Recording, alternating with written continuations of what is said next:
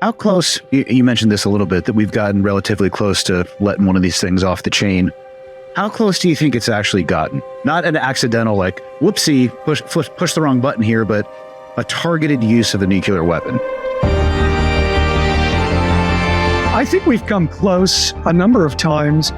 There's a wonderful book by a scholar named Scott Sagan called The Limits of Safety, who talks about this very issue. The Soviets came very close to launching a retaliatory strike on a phantom radar image. I believe it was in 1983. The Soviets came close to launching a nuclear torpedo during the Cuban Missile Crisis of October of 1962 in response to the United States Navy forcing submarines up, Soviet submarines during the Cuban Missile Crisis. There have been a number of other occasions, and probably some we don't know about, where the Soviets and the United States came close. The Soviets considered using nuclear weapons against China during their skirmishing and military conflicts of the late 1960s. So I think it's really luck that has prevented, in great measure, an accidental or misperceived use of nuclear weapons to this point. I am not at all calm or sanguine.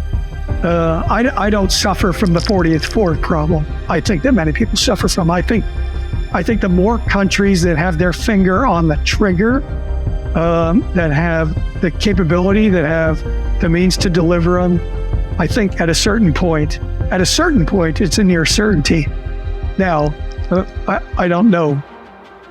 Timing is everything, right? I know that eventually the sun will grow and swallow up the earth. That doesn't really occupy my mental space too much because it's going to be so far in the future. But I think the possibility... We don't know what's happening next week. Well, that's true. I'm also hopeful that is long in the future. There's asteroids. There's other things that can cause extinction level events, and you raise a good point. But again, I don't let that fill my headspace. But I think pretty frequently about how close we've come before to the use of nuclear weapons and what that might mean once we cook one off.